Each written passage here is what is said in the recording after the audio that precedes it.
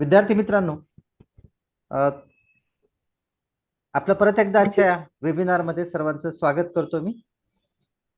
तुम्हा सर्वांना माहिती असेल की मागील 8 ते 10 दिवसापासून आपण प्रथम वर्ष आणि द्वितीय वर्ष या दोन्ही वर्षातील विद्यार्थ्यांच्यासाठी जून 2025 मध्ये जे काही प्रथम आणि द्वितीय वर्षाची परीक्षा होणार आहे त्या निमित्ताने आपण महत्त्वाच्या विषयांच्या संदर्भात महाराष्ट्रातील अनेक तज्ञ व्यक्तींचे या ठिकाणी वेबिनार आयोजित करत आहोत.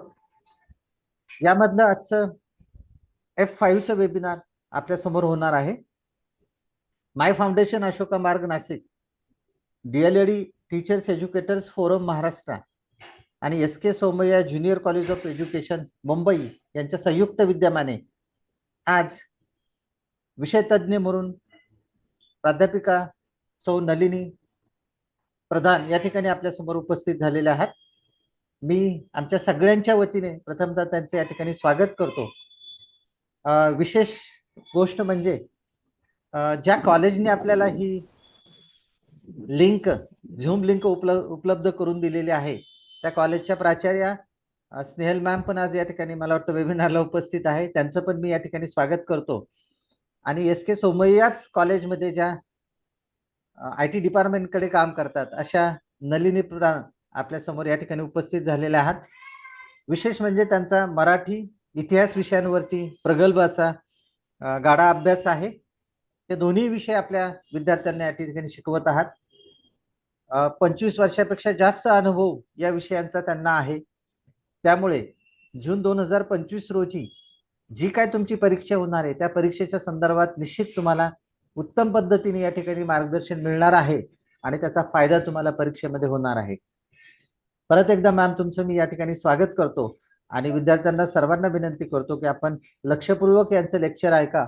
तुम्हाला जे जे प्रश्न या ठिकाणी उपस्थित होतील त्या प्रश्नाच्या नोंदी तुम्ही करून ठेवा, जेणेकरून तुम्हाला ते प्रश्न शेवटी या ठिकाणी विचारता येतील.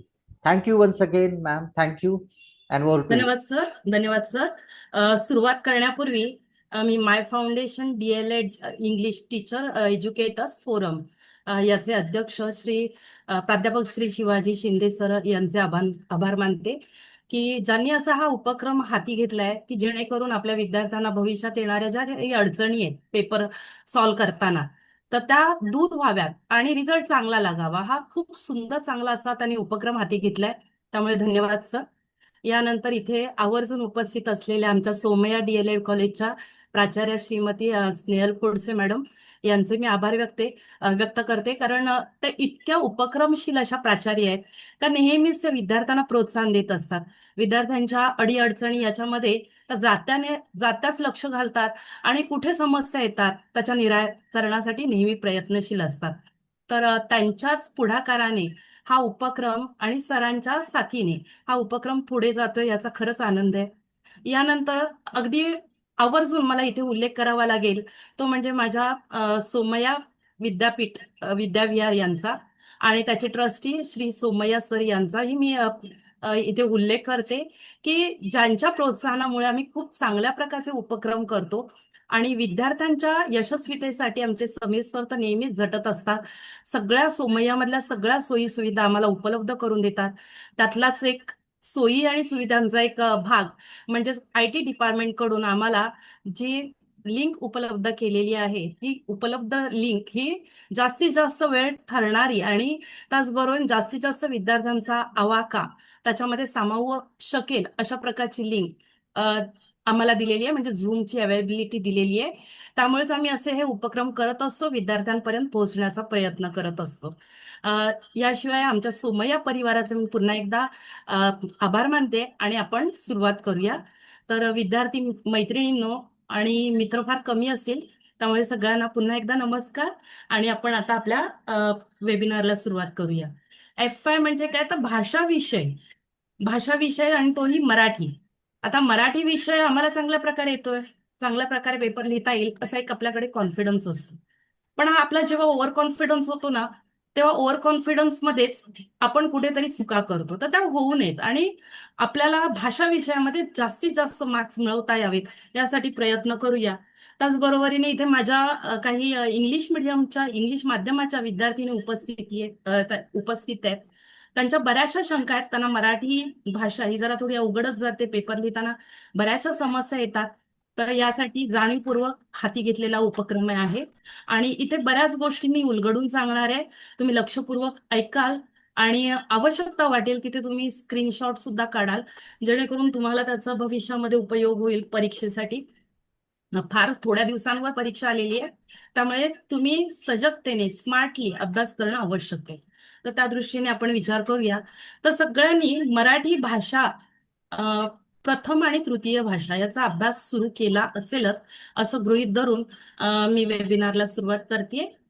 तर मी स्क्रीन शेअर करते. मला सर सांगा, स्क्रीन दिसते का?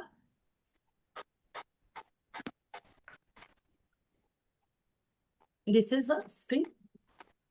Yes ma'am, yes. दिसते हो दिसते मॅम, दिसते. ओके. तर मुळामध्ये आपला पेपर कसा असतो हे आपण जर समजावून घेतलं ना, तर आपल्याला पुढे खूप चांगल्या प्रकारे जाता येईल. आणि मुळामध्ये हा अभ्यास जो करायचा आहे, या अभ्यासामध्ये आपल्याला कुठे आणि कशा प्रकारे आपल्याला एकंदरीत जास्त वेटेज देऊन किंवा जास्त अभ्यास चांगला करता येईल याचा एक विचारही करणं आपल्याला भाग आहे.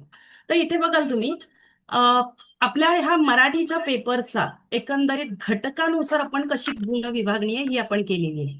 तर पहिला जो जे प्रकरण आहे, प्राथमिक 1ली ते 8वी स्तरावरील मराठी भाषेच्या अध्ययनासाठी अध्ययन वातावरण निर्मिती याच्यासाठी 10 गुण आहे. त्यानंतर दुसरं जे प्रकरण आहे तर भाषा अध्ययन अध्यापन पद्धती तंत्रे अ, आणि नियोजन याच्यासाठी आपल्याला 10 गुण आहेत. त्यानंतर अभ्यासक्रम पाठ्यक्रम पाठ्यपुस्तक यांचा सहसंबंध व शैक्षणिक साहित्य साधने याला 10 गुण आहेत. श्रवण भाषण वाचन लेखन अभिव्यक्ती कौशल्य याच्यासाठी 5 आहेत आणि व्याकरण व मूल्यमापन याच्यासाठी 5 आहेत.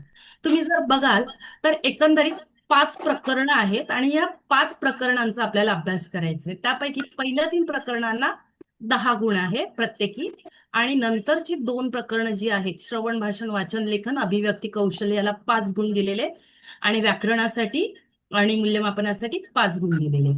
त्यानंतर एकंदरीत आपण प्रश्नपत्रिका बघतो तेव्हा एकंदरीत स्वरूप कसं असतं, तर पहिलं प्रकरण जे आहे 10 गुणांचं जे सांगितलेलं आहे, तर त्याला विकल्पासाठी गुण दिलेले असतात. तर विकल्पासहित 13 गुणांचा प्रश्न येतात.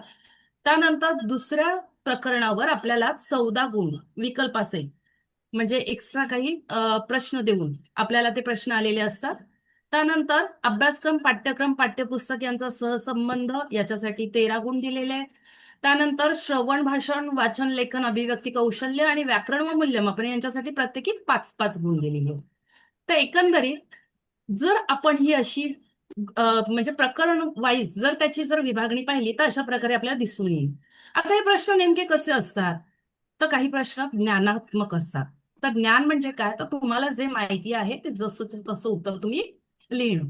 त्यानंतर आकलन म्हणजे थोडासा विचारपूर्वक तुम्हाला उत्तर लिहिणं आवश्यक आहे.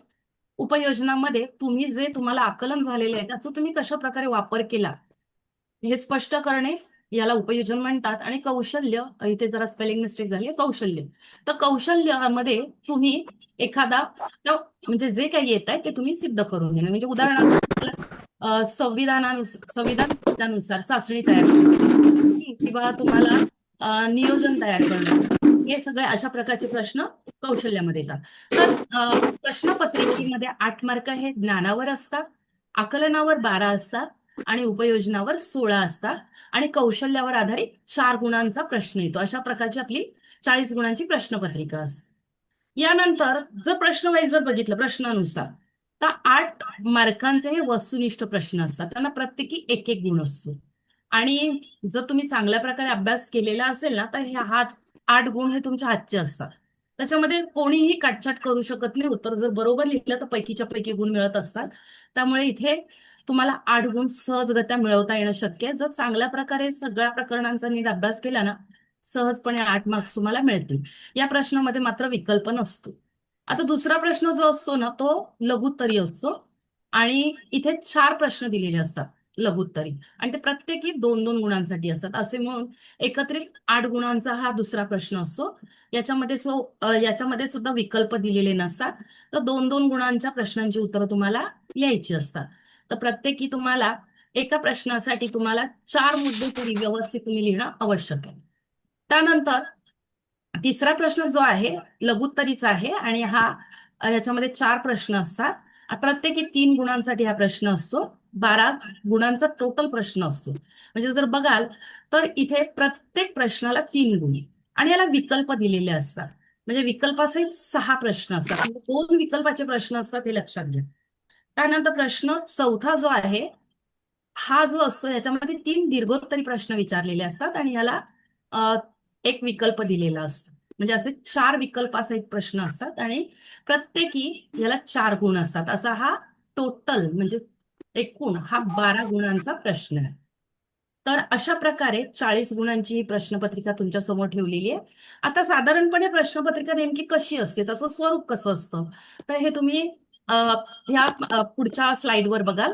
तर प्रश्न पहिला जो आहे ना, या पहिल्या प्रश्न कशा स्वरूपाचा असतो, तर त्याच्यामध्ये वेगवेगळ्या प्रकारचे प्रश्न तुम्हाला विचारलेले असतात. एकूण मिळून 8 गुणांचा तो प्रश्न असतो. ब क ड असे त्याला हे दिलेले असतात क्वेश्चन्स. तर पुढील विधाने चुकी बरोबर अशा प्रकारचा प्रश्न असेल. त्यानंतर खालील प्रश्नांची उत्तरे एका वाक्यात लिहा अशा प्रकारेही असेल, किंवा खालील विधाने दुरुस्त करून पुन्हा लिहा अशा प्रकारचा सुद्धा असेल. त्यानंतर जोड्या जुळवा, खालील शब्द योग्य क्रमाने लिहा, पुढील अशुद्ध शब्द शुद्ध करून लिहा, गटातील विसंगत शब्द निवडा, सहसंबंध लावा, अशा प्रकारचे ह्या प्रश्नांचं स्वरूप असतं.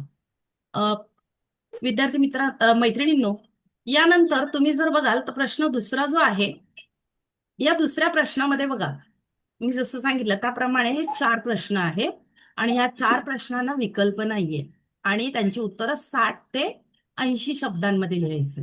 असा हा 8 गुणांचा प्रश्न आहे. त्यानंतर प्रश्न तिसरा जो आहे याच्यामध्ये प्रश्न पहिला आणि दुसरा याच्यामध्ये या प्रश्नामध्ये तुम्हाला ऑर दिलेला आहे. त्यानंतर चौथ्या प्रश्नामध्ये सुद्धा ऑर आहे. म्हणजे तुम्हाला जो पर्याय जो दिलेला आहे तो तिसऱ्या आणि चौथ्या प्रश्नामध्ये, अशा प्रकारचा प्रत्येकी 3 गुणांचा असलेला हा एकूण 12 गुणांचा असा हा प्रश्न आहे. त्यानंतर प्रश्न चौथा जो आहे, या प्रश्न चौथ्यामध्ये 3 प्रश्न आहेत एकूण. त्याच्यामध्ये दुसऱ्या प्रश्नाला पर्याय दिलेला आहे आणि तिसऱ्या प्रश्नाला सुद्धा पर्याय दिलेला आहे. असा एकूण 12 गुणांचा प्रश्न आहे.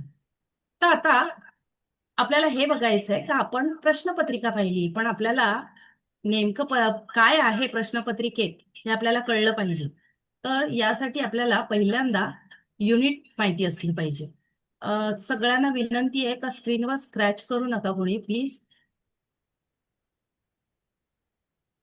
तर इथे तुम्ही जर बघाल तर पहिला जो घटक आहे आपला तो म्हणजे प्राथमिक स्तरावरील पहिला घटक म्हणजे पहिला धडा. प्राथमिक स्तरावरील मराठी भाषेच्या अध्ययनासाठी अध्ययन वातावरण निर्मिती. याच्यामध्ये कोणते आपण युनिट म्हणूया, इंग्लिश मिडियमच्या विद्यार्थिनी आहेत म्हणून त्यांच्यासाठी मध्ये मध्ये इंग्रजी शब्द सुद्धा वापरेन मी. तर इथे काही घटक दिलेले आहे, युनिट दिलेले आहे. तर हे युनिट कोणते आहे, सब युनिट. तर मराठी भाषेच्या अध्ययन अध्यापन प्रक्रियेसंबंधित समस्या, याच्यावर काही प्रश्न असतात. त्यानंतर मराठी भाषेचे प्रथम, द्वितीय, तृतीय भाषा म्हणून अध्यापन. त्यानंतर मराठी भाषा अध्यापन पद्धतीचं बदलतं स्वरूप, महाराष्ट्रातील बोलीभाषा स्थान व व्याप्ती, मराठी भाषा अध्ययन अध्यापन प्रक्रिया व अध्ययन वातावरण निर्मिती, या प्रकारचे हे त्याचे टॉपिक आहे. त्यानंतर घटक 2 दुसरं युनिट जे आहे ते म्हणजे मराठी भाषेच्या अध्ययन आणि अध्यापन पद्धती, तंत्रे आणि नियोजन. त्याच्यामध्ये विविध प्रकारच्या अध्यापन पद्धती यांची माहिती दिलेली आहे. त्याचबरोबरीने अध्यापनाची विविध तंत्रे आहेत यांची माहिती दिलेली आहे आणि आपण अध्यापनाचं नियोजन कसं करायचं हेही आलेले आहे. तर अध्यापन पद्धती आणि तंत्रे यांची संकल्पना आणि त्यातला एक फरक स्पष्ट केलेला आहे का अध्यापन पद्धती म्हणजे काय आणि तंत्र म्हणजे नेमकं काय, हे या मुद्द्यामध्ये स्पष्ट केलेलं आहे. त्यानंतर पुढचा जो मुद्दा आहे तो म्हणजे अध्यापनाच्या विविध पद्धती. मग कोणकोणत्या अशा अध्यापनाच्या पद्धती आहेत? तर कथन, नाट्यीकरण, भूमिका अभिनय, सहयोगी अध्यापन पद्धती, उद्गामी, अवगामी, सहकार्यात्मक, आशययुक्त, कृतीयुक्त अध्यापन पद्धती आणि सर्वसमावेशक इत्यादी अध्यापन पद्धती आपल्याला दिलेल्या आहेत. त्यांचा आपल्याला विचार करायचा आहे. त्यानंतर अध्यापनाची काही तंत्र दिलेली आहेत. आता अध्यापनाची तंत्र कोणती आहेत बरं? तर इथे नेहमी गोंधळ होतो विद्यार्थ्यांचा. का अध्यापनाची तंत्र आणि संगीता माने प्लीज स्क्रॅच करू नका स्क्रीनवर. अध्यापनाची तंत्रे ही कोणती आहेत? तर भाषिक खेळ आहे, कोडी आहे, प्रश्नमंजुषा, अनुवाचन, अनुलेखन, प्रश्नोत्तर अशा प्रकारची ही अध्यापनाची तंत्र आहेत. त्यानंतर नियोजन याचा विचार करायचा आहे. नियोजनाची संकल्पना काय आहे हे या मुद्द्यामध्ये स्पष्ट केलेलं आहे. वार्षिक नियोजन, मासिक नियोजन किंवा घटक नियोजन किंवा पाठ नियोजन, त्याचं महत्व, त्याची गरज, विकसनाचे स्तर आणि पायऱ्या यांचा विचार केलेला आहे. तर या सगळ्याचा अभ्यास तुम्ही थोडा थोडा करताय आणि मी काय बोलते हे तुम्हाला समजतही असेल. त्यानंतर आणखीन एक मुद्दा या प्रकरणामध्ये येतो म्हणजे मराठी भाषेच्या अध्ययन प्रक्रियेतील शिक्षक, विद्यार्थी आणि पालक यांच्या भूमिका यांचा विचार इथे केलेला आहे. त्यानंतर एक मिनिट मी हे अनोटेशन बंद करते.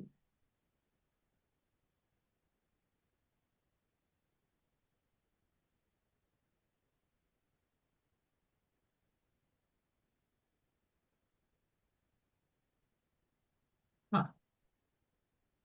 यानंतर आपल्याला असं दिसेल की घटक क्रमांक तिसरा जो आहे म्हणजे तिसरा धडा आहे अभ्यासक्रम, पाठ्यक्रम, पाठ्यपुस्तक यांचा सहसंबंध व मार्गदर्शक शैक्षणिक साहित्य, इयत्ता 1ली ते 8वी पर्यंतची. त्याच्यामध्ये काय काय सांगितलेलं आहे? तर याच्यामध्ये पहिल्यांदा मराठी भाषेची संरचना ही स्पष्ट केलेली आहे. त्यात संरचना म्हणजे काय, संरचनेची आवश्यकता काय इत्यादी मुद्द्यांचा समावेश आहे. त्यानंतर अभ्यासक्रम म्हणजे काय, पाठ्यक्रम म्हणजे काय आणि पाठ्यपुस्तक म्हणजे काय हे पुढच्या मुद्द्यामध्ये स्पष्ट केलेलं आहे. आणि त्यांचा सहसंबंध एकमेकांशी कसं काही ते एकमेकांशी रिलेटेड आहे किंवा त्यांचा सहसंबंध कसा आहे ते स्पष्ट केलेलं आहे. त्यानंतर पुढे आपल्याला पुढचा मुद्दा येतोय याच प्रकरणामध्ये म्हणजे पाठ्यपुस्तकांचा चिकित्सक अभ्यास. आता पाठ्यपुस्तकांचा चिकित्सक अभ्यास म्हणजे काय, तर इथे पाठ्यपुस्तकांचं विश्लेषण 1ली ते 8वी पर्यंत. तुम्ही सगळ्यांनी 1ली ते 8वी पर्यंतची पुस्तकं हाताळली असतील मराठी भाषा विषयाची. आणि इंग्रजी माध्यमाच्या विद्यार्थ्यांनी सुलभ मराठी 1ली ते 8वी पर्यंतची पुस्तकं सॉरी 1ली ते 5वी पर्यंतची पुस्तकं हाताळायची आहेत. आणि याच्यामधल्या सगळ्या म्हणजे प्रकरणांवर नजर टाकायची आणि त्याचं विश्लेषण कसं करता येईल हे एक साधारणपणे एक आयडिया तुम्ही घ्या. त्यानंतर मार्गदर्शक जी तत्व आहेत, शैक्षणिक साहित्य आहे, या शैक्षणिक साहित्यांचे विविध प्रकार आपल्याला याच प्रकरणामध्ये स्पष्ट केलेले आहेत. मग शैक्षणिक साहित्य कोणकोणते आहेत? तर याच्यामध्ये भाषिक खेळ, शब्दपट्ट्या, इथे जर काही स्पेलिंग मिस्टेक झाले तर समजावून घ्या विद्यार्थी मैत्रिणींनो. त्यानंतर वाचनपट्ट्या, चित्रपट्ट्या, दृकश्राव्य साधनं, काही ऍप्स आहेत, वर्तमानपत्रे, बालमासिके, शब्दकोश, वयोगटानुसार संदर्भ ग्रंथ यांचा विचार केलाय. तर आता या प्रकरणामध्ये शैक्षणिक साहित्य यांचं कशा प्रकारचे साहित्य आहे यांचं वर्णन आलेलं आहे. म्हणजे दृकश्राव्य साधनं, त्यानंतर प्रक्षेपित, अप्रक्षेपित अशा प्रकारच्या साधनांचा उल्लेख केलेला आहे. तो चार्ट जरा एकदा बघून घ्या तुम्ही सगळ्यांनी. म्हणजे त्या चार्टनुसार ती कशा प्रकारे वापरता येतील कारण याच्यावर बरेचसे प्रश्नही उपयोजन पातळीवर विचारले जाऊ शकतात. त्यानंतर शैक्षणिक साहित्याच्या विकसनाची तत्वे, स्तर, पायऱ्या आणि वापर. म्हणजे एकंदरीत शैक्षणिक साहित्य आपण वापरतो पण ती कशी वापरली पाहिजे. तुम्हाला पाठ घेताना आणि शिक्षक तुम्हाला नेहमीच सूचना देत असतात पण ते मुळामध्ये शैक्षणिक साहित्याचा वापर कसा झाला पाहिजे, प्रत्यक्ष अध्यापन करताना ती कशा प्रकारे विद्यार्थ्यांच्या पुढे गेली पाहिजे, त्यांची तत्व काय कशा प्रकारची असली पाहिजे, त्यानंतर त्यांचे त्यांच्या स्टेप्स काय कशा वापर करायत या संबंधाचं सुद्धा या प्रकरणामध्ये वर्णन केलं. चौथं प्रकरण जे आहे ते म्हणजे श्रवण, भाषण, संभाषण, वाचन, लेखन, अभिव्यक्ती कौशल्य याच्यावर. तर याच्यामध्ये मुळामध्ये या सर्व भाषेची मूलभूत कौशल्य त्यांचा आपल्याला अभिव्यक्तीसाठी विकास हे सांगितलेलं आहे.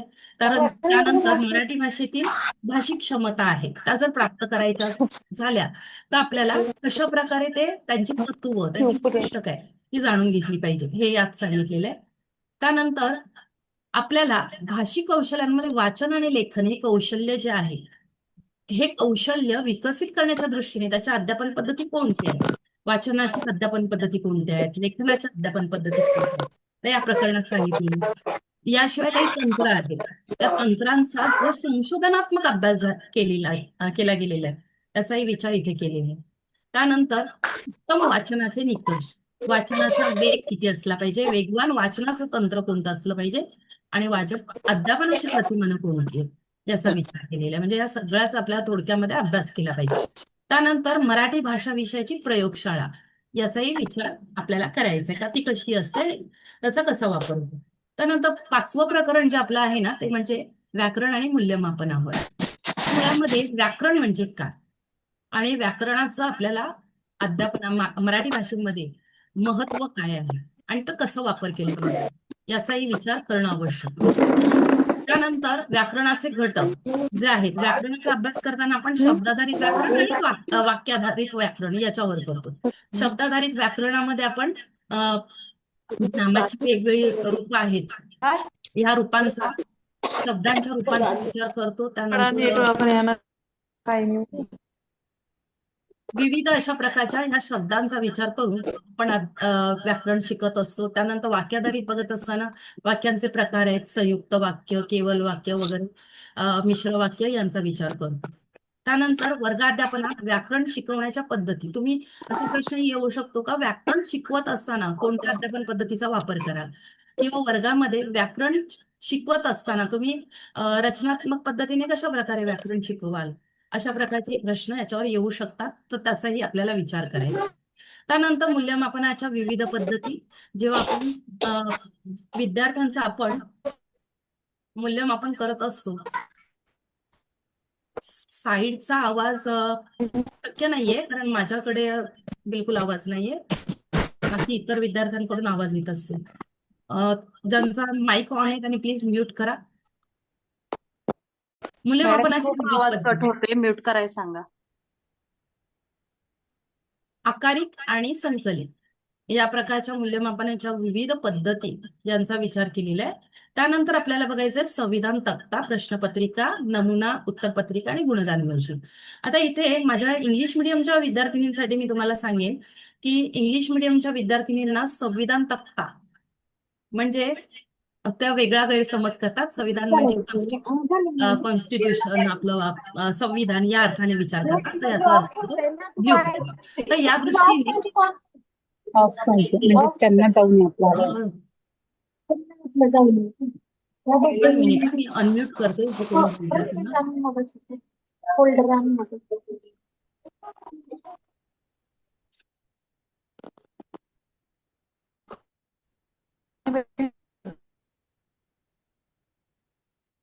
मी सगळ्यांना म्यूट केलेलं आहे. मध्ये आवाज नको कोणाचाही, कोणी माईक ऑन करू नका.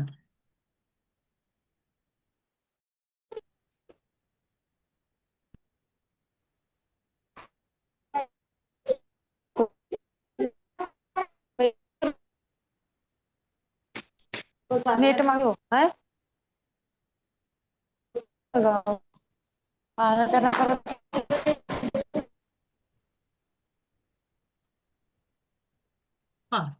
तर तुम्ही सगळेजण बघताय का व्याकरणामध्ये आपण लेखन, वाचन आणि याच्यासाठी सातत्यपूर्ण सर्वंकष मूल्यमापन कसं केलं जाईल, मूल्यमापनाच्या पद्धती यांचा विचार एकंदरीत करायचा. अशा प्रकारचा पूर्ण आपला हा सिलेबस आहे आणि याच्यामध्ये हे सगळे पॉइंट्स आहेत. आता अभ्यास करताना जरा ह्या पॉइंट्स वाईज जर अभ्यास कराल आणि कसे प्रश्न येऊ शकतात याचा विचार कराल तर अभ्यास करणं सोपं होईल. पण आपण आता त्या दृष्टीने जर बघूया तर आपल्या प्रश्नपत्रिकेमध्ये कसं स्वरूप असतं, ज्ञानात्मक, लघुत्तरी, दीर्घोत्तरी आणि वस्तुनिष्ठ असे प्रश्न दिलेले असतात. तर मी एक साधा प्रयत्न केलेला आहे तुमच्या लक्षात यावं म्हणून. तर इथे बघा घटकानुसार आपण प्रश्नांचे प्रकार लक्षात घेऊन आपण काय केलेलं आहे, कसे प्रश्न येऊ शकतात त्यांचा विचार केला. तर पहिला जो घटक आहे ना त्या घटकावर वस्तुनिष्ठ प्रश्न साधारणपणे या प्रकारचे येऊ शकतात. तुम्ही स्क्रीनशॉट काढला तरी चालेल.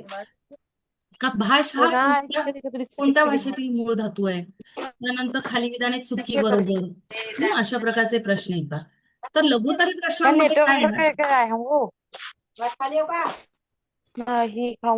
साक्षी साक्षी साक्षी बेटा, तुला नसेल ऐकायचं ना तर तू एक्झिट होऊन, नाही तर मी रिमूव्ह करून टाकू का तुला?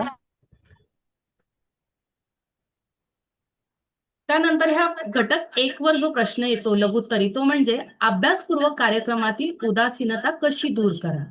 तर आता हा जरा प्रश्न समजायला कठीण जाईल का, अभ्यासपूर्वक अभ्यासक्रमातील म्हणजे ह्या कार्यक्रमातील उदासीनता कशी दूर करा. तर इथे तुम्हाला एकंदरीत अध्यापन प्रक्रियेसाठी ज्या काही वातावरण निर्मितीचा आपण वापर करतो याचंच उत्तर त्याच्यामध्ये येणार आहे. या दृष्टीने त्याचं उत्तर लिहायचंय. त्यानंतर वातावरण निर्मिती करत असताना आपण कोणकोणत्या उपाययोजना बाळगत असतो, तर आपण नवीन बदलत्या अध्यापन पद्धतींचा वापर करतो, शैक्षणिक साधनांचा वापर करतो, विद्यार्थ्यांच्या अ, क्षमतांचा विचार करतो आणि अध्यापन करतो. त्यानंतर वर्गातील वातावरण निर्मिती करतो. अशा प्रकारे जर अध्यापन केलं तर जो काही रटाळ असा अभ्यासक्रम आहे, शिकवण्याचं अध्यापनाचं कार्य चालतं, तर हे दूर होईल. अशा प्रकारे ह्या प्रश्नाचं उत्तर आपल्याला लिहिता येईल. त्यानंतर मराठी भाषा संवर्धनासाठी 3 उपक्रम सुचवा. तर मराठी भाषा वाचली पाहिजे, जागवली पाहिजे, जागृत राहिली पाहिजे, तिचं संवर्धन केलं पाहिजे. त्यासाठी उपक्रम काय, तर तुम्ही वाचन कट्टे, त्यानंतर विद्यार्थ्यांना नवीन नवीन म्हणजे श्रवण चांगल्या प्रकारचं काय म्हणूया आपण भाषणं, त्यानंतर गोष्टी, शुद्ध भाषा, या प्रकारचे तुम्ही म्हणजे विविध प्रकारचे उपक्रम विद्यार्थ्यांसाठी करू शकता. आता याशिवाय इथे चुकी बरोबर साठी जे काही प्रश्न आलेले आहेत त्याच्यामध्ये मातृभाषा ही का महत्वाची आहे, मातृभाषाचा विकास करणं का महत्वाचं आहे आणि भाषा जीवनामध्ये का महत्वाची आहे, अशा प्रश्नांवर आधारित असे हे आपल्याला वस्तुनिष्ठ प्रश्न आलेले दिसून येतात. आता दुसरा जो या घटकातला मुद्दा आहे तो म्हणजे मराठी भाषेच्या अध्ययन अध्यापन प्रक्रियेशी संबंधित समस्या. बघा, प्रश्न याच्याशी निगडीतच येतो, याचं उत्तर सेम असतं, फक्त प्रश्नांची भाषा बदलते आणि प्रश्नांचे जी म्हणजे लघुत्तरी, दीर्घोत्तरी असा स्तर वाढतो. तर आता इथे बघा, मराठी भाषेच्या अध्ययन अध्यापनाशी संबंधित समस्या स्पष्ट करा, असा प्रश्न. म्हणजे अध्ययन आणि अध्यापन करताना कोणकोणत्या समस्या येत असतात, तर बघा, बोलण्यातल्या भाषेचा प्रभाव, कौटुंबिक पार्श्वभूमीचा परिणाम, वर्गातील संख्या, परीक्षांची मक्तेदारी, योग्य शिक्षकाची कमतरता, उद्दिष्टांकडे दुर्लक्ष, अशा प्रकारच्या समस्या. आता अशाच प्रकारचा हा प्रश्न बघा 22 मध्ये आणि 23 मध्ये विचारलेला आहे. मराठी भाषेच्या अध्ययन अध्यापन प्रक्रियेशी संबंधित समस्या सांगून त्या दूर करण्यासाठी उपाय सुचवू. बघा, प्रश्न जवळजवळ सारखा आहे आणि तो लागोपाठ विचारलेला आपल्याला दिसून येतो. त्यानंतर दुसरा जो मुद्दा आहे तो म्हणजे मराठी भाषेचं प्रथम, द्वितीय आणि तृतीय भाषा म्हणून अध्यापन.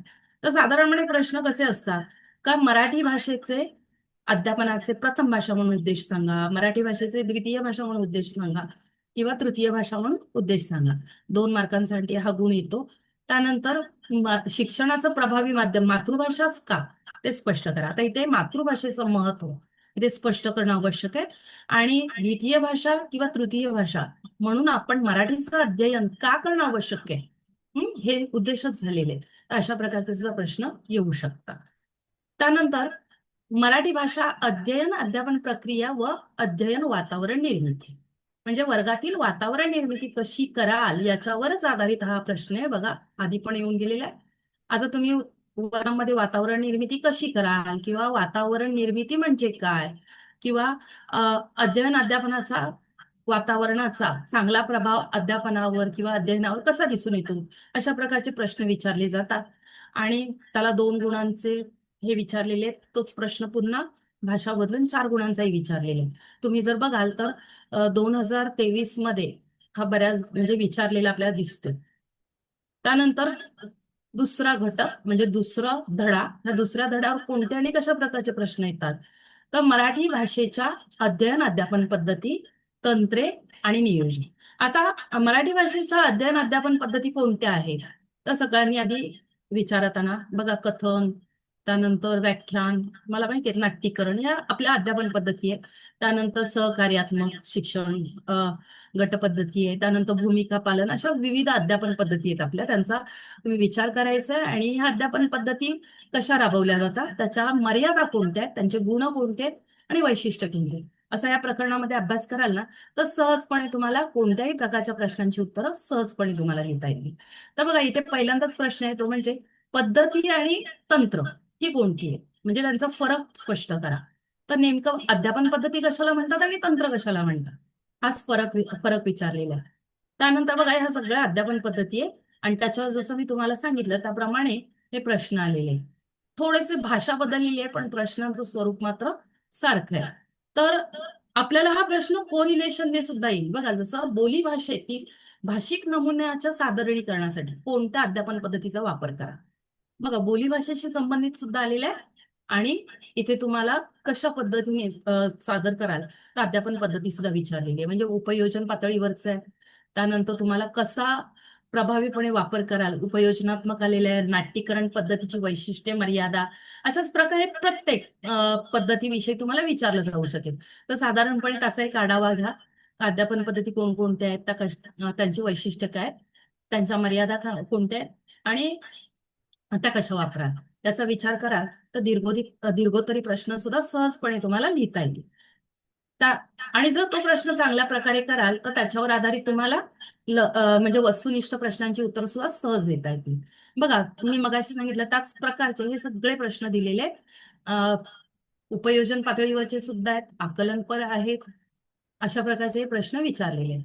आता बघा अध्यापनाची तंत्र कोणते, तर अध्यापन तंत्र ही भाषिक कोडी म्हणजे जी तुम्ही अध्यापन करत असताना जी वापरलेली अशी तंत्र आहेत त्यांचा विचार. मग बऱ्याचदा आपण वर्ग अध्यापनामध्ये वेगवेगळ्या तंत्रांचा वापर करतो, कधी कधी भाषिक कोडं घेतो आणि वर्गामध्ये शिकवताना त्याचा वापर करत असतो. काही वेळेस प्रश्नमंजुषा घेत असतो, काही वेळेस वाचन करून घेतो, अनुवाचन करतो किंवा लेखन करायला सांगतो, या तंत्रांचा आपण वापर करतो.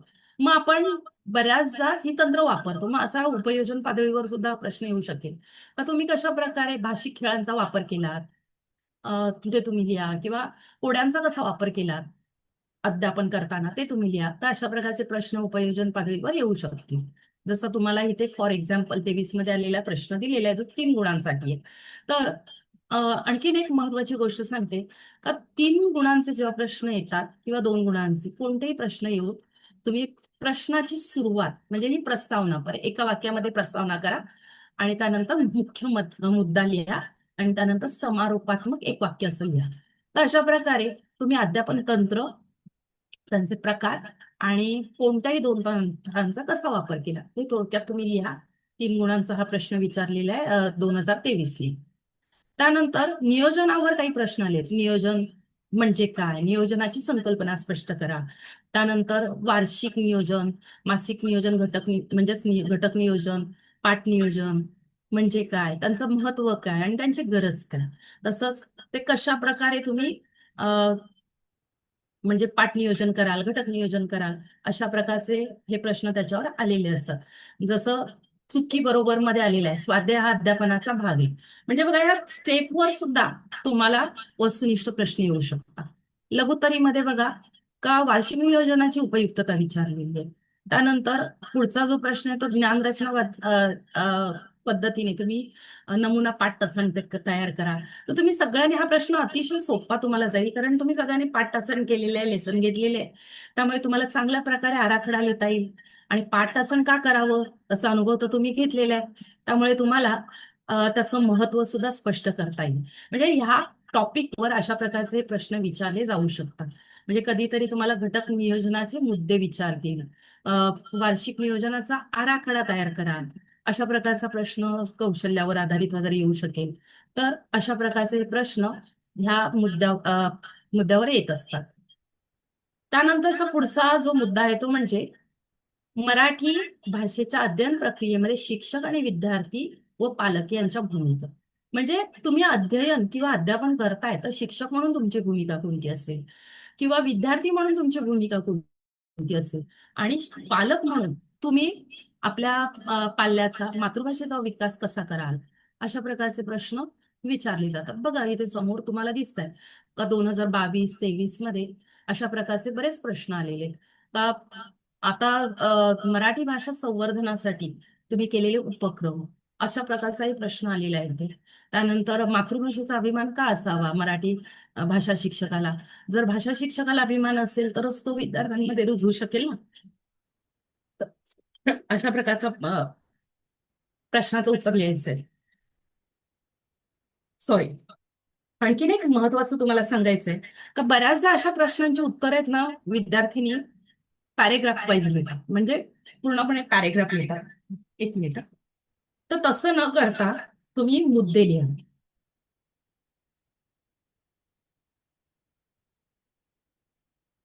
प्रत्येक मुद्द्यानुसार जर तुम्ही उत्तरं लिहाल तर त्या मुद्द्यांना मार्क्स सहज मिळतात. आणि त्यानंतर पुढचा जो प्रश्न आहे आपला तो म्हणजे घटक क्रमांक 3 म्हणजेच धडा 3रा. याच्यावर कसे प्रश्न येऊ शकतात यांचा आपल्याला विचार करायचा आहे. तर बघा, अभ्यासक्रम, पाठ्यक्रम, पाठ्यपुस्तक यांचा सहसंबंध. मुळामध्ये प्रश्न येतात ते म्हणजे काय, तर अभ्यासक्रम म्हणजे काय, पाठ्यक्रम म्हणजे काय, पाठ्यपुस्तक ची का आवश्यकता असते, त्यानंतर अभ्यासक्रमाची तत्व कोणती आहे, अभ्यासक्रमाचे जे प्रकार आहे या प्रकारावर प्रश्न विचारला जाऊ शकतो. पाठ्यक्रम म्हणजे काय, पाठ्यक्रमाची तत्व काय आहे, असे प्रश्न येऊ शकतात. त्यामुळे तुम्ही या सगळ्या मुद्द्यांचा जरा विचार कराच. त्यानंतर पाठ्यपुस्तक का आवश्यक आहे शिक्षकाला, आणि पाठ्यपुस्तकाचं परीक्षण, अशा प्रकारचे प्रश्न वारंवार येत असतात.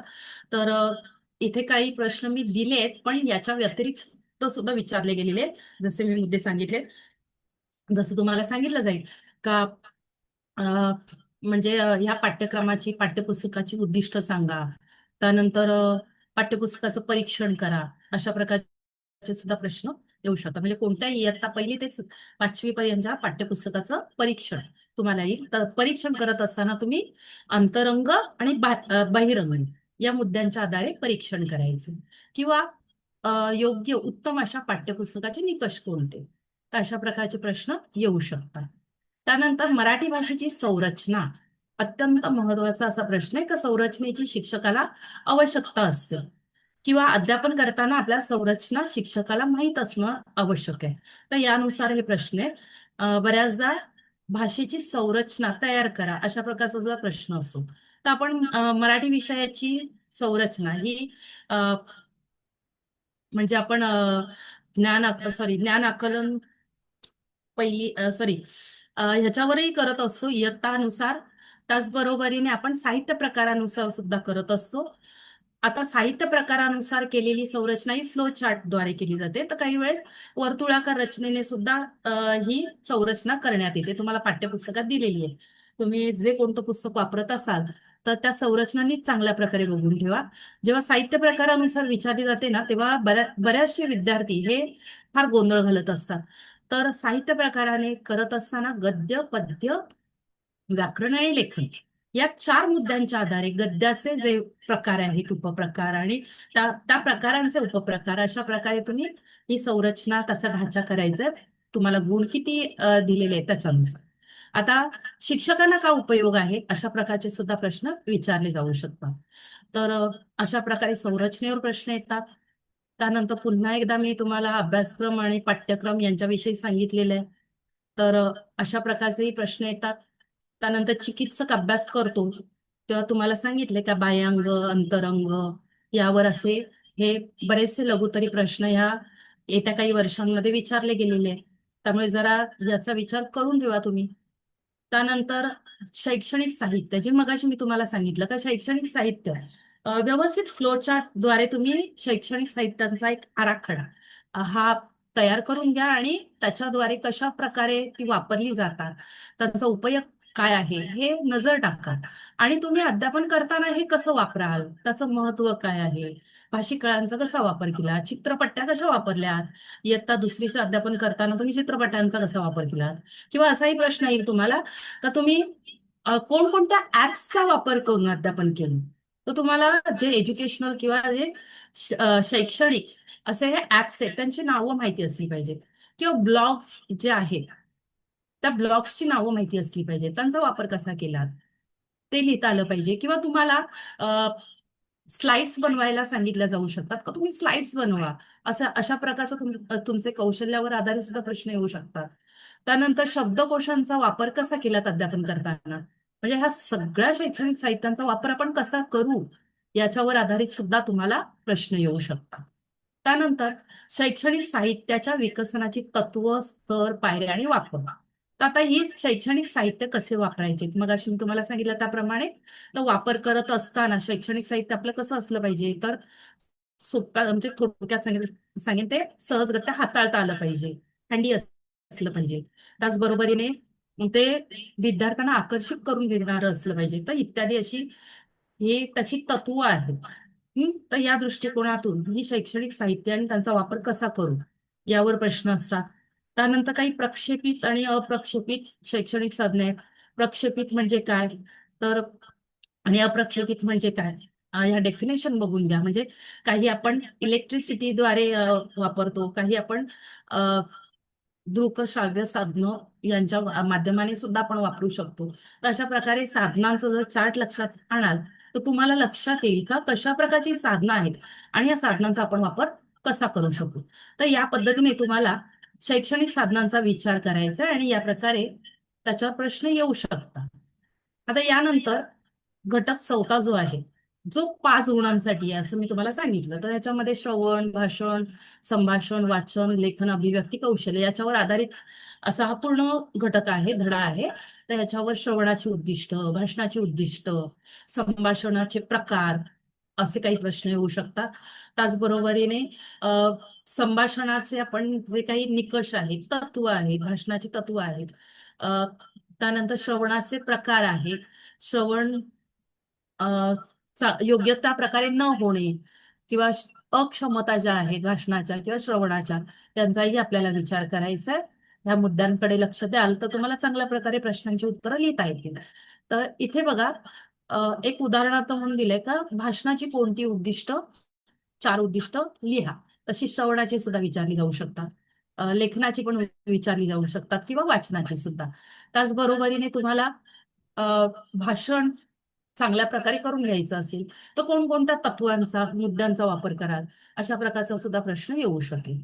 त्यानंतर अभिव्यक्तीच्या दृष्टीने, त्याचा विकास होण्याच्या दृष्टीने कोणतेही प्रश्न येऊ शकतात. तर बघा इथे तुम्हाला मी वस्तुनिष्ठ कसे येऊ शकतात, लघुत्तरी कसे येऊ शकतात आणि दीर्घोत्तरी कसे येऊ शकतात हे साधारणपणे करून दिलेलं आहे.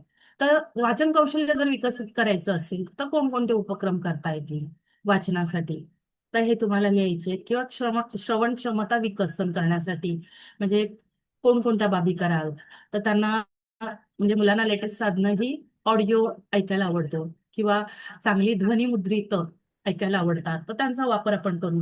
किंवा वाचन कौशल्य विकसित करायचं असेल तर वाचन कौशल्यासाठी रंगीत किंवा चांगला बोल्ड असा फॉन्ट असलेली म्हणजे चांगल्या प्रकारची छपाई असणारी अशा प्रकारची पाठ्यपुस्तकं असतील किंवा पुस्तकं असतील तर ती मुलांना वाचायला आवडतात ना, आणि त्याच्यावर चित्र असतील तर अशा प्रकारची चित्र किंवा त्यांना अनुवाचनाच्या द्वारे आपण शिकू शकतो. त्यानंतर वेगवेगळ्या जसं मी तुम्हाला सांगितलं का चित्रपट्ट्या, त्यानंतर वाक्यपट्ट्या यांचा वापर करून सुद्धा आपण वेगवेगळी वाचनाची कौशल्य विकसित करू शकतो. ते वाचन अध्यापनाचे वेगवेगळे जे पद्धती आहेत त्यांचाही आपल्याला विचार करायचा आहे.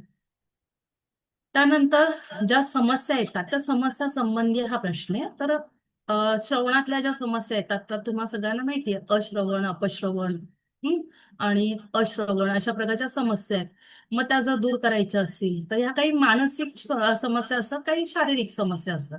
मानसिक समस्या ज्या शक्य होतील त्या आपण वर्गाध्यापनात आपण प्रयत्नपूर्वक काही उपक्रम करून आपण त्या दूर करू शकतो. तर जे मोठे आजार असतात, ज्या मानसिक समस्या असतात त्यासाठी तर मानसोपचार तज्ञ किंवा वैद्यकीय सल्ला आपल्याला घ्यावा लागतो. त्यानंतर काही शारीरिक क्षमता असतील तर याच्यासाठी जो वैद्यकीय सल्ला घेता येतो आपल्याला. काही प्रमाणामध्ये आपण प्रयत्नपूर्वक त्यांच्या ह्या समस्या दूर करण्याचा थोडाफार आपण प्रयत्न इथे करू शकतो. तर याच्यावर आधारित काही प्रश्न येतात. त्यानंतर काही उणिवा आहेत, त्या उणिवा कशा दूर कराल अशा संबंधी लेखन समस्या असतील तर त्याच्यासाठी कोणते निकष केले पाहिजे. अशा प्रकारचे तुम्ही अनुभवलेले सगळे हे प्रकार आहेत, तर त्याच्यावर आधारितच प्रश्न आलेले आहेत. त्यानंतर उत्तम वाचन जर करायचं असेल तर त्याचे कोणकोणते निकष आहेत, उत्तम वाचन असेल त्याची तंत्र कोणती आहे आणि त्याच्यासाठी प्रतिमानं कोणती आहेत. तर अशा प्रकारचा हे प्रश्न विचारले गेलेले आपण आतापर्यंत पाहिले. आता शेवटचा जो घटक आहे तो म्हणजे व्याकरणावर आधारित. तर व्याकरण मूल्यमापन याच्यावर आधारित असा हा 5 गुणांचा प्रश्न येतो. प्रश्न येतात आपल्याला प्रश्नपत्रिकेत. तर याच्यामध्ये जास्तीत जास्त बघा आतापर्यंत जे मी पाहिलेले आहेत तर त्याच्यामध्ये वस्तुनिष्ठ विचारलेले आहेत. याशिवाय एखादा प्रश्न व्याकरण म्हणजे काय डेफिनेशन सुद्धा येईल. त्यानंतर तुम्ही व्याकरण शिकवताना कोणत्या अध्यापन पद्धतीचा वापर केला, अशा प्रकारचा सुद्धा प्रश्न येऊ शकेल. किंवा तुम्ही ज्ञानरचना वादी पद्धतीने व्याकरणाचं अध्यापन कसं केलं, उद्गामी पद्धतीने व्याकरण शिकवताना अध्यापनाचं म्हणजे कोणता घटक शिकवला, अशा प्रकारचाही प्रश्न येऊ शकतो.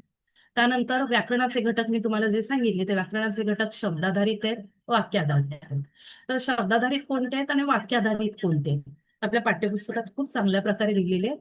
तुम्ही अभ्यासही केलेला आहे का व्याकरणाचा, तर त्याच्यावर आधारित तुम्हाला काही प्रश्न छोटे मोठे येऊ शकतात. तर याच्यावर तुम्ही विचार करायचे. त्यानंतर मूल्यमापन. आता मूल्यमापनाच्या विविध पद्धती आहेत.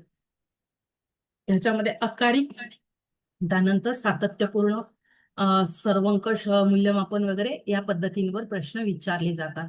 तर तुम्ही जरा हे मूल्यमापनाच्या ज्या विविध पद्धती आहेत त्या एकदा बघून घ्या. त्याचा चार्ट हा बघून तुम्ही डोळ्यासमोर आणा.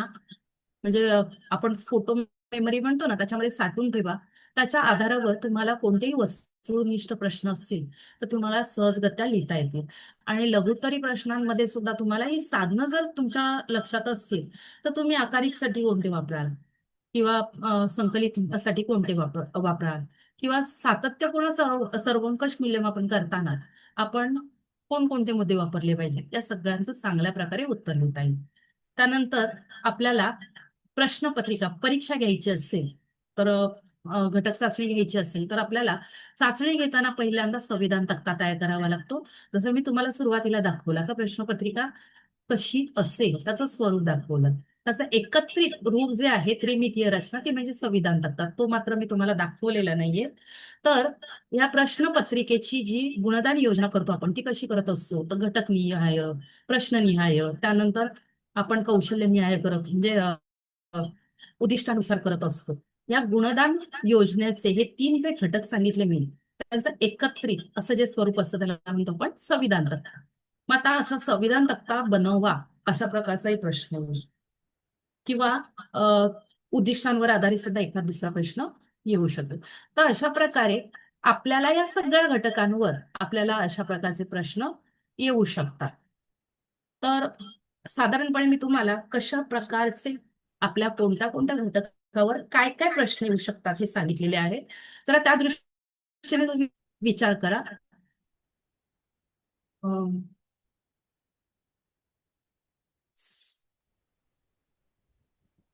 आता या दृष्टीने तुम्हाला प्रत्येक टॉपिकचा जर विचार करायचा झाला तर बराच वेळ जाईल, म्हणून मी थोडक्यामध्ये घेतलेला आहे.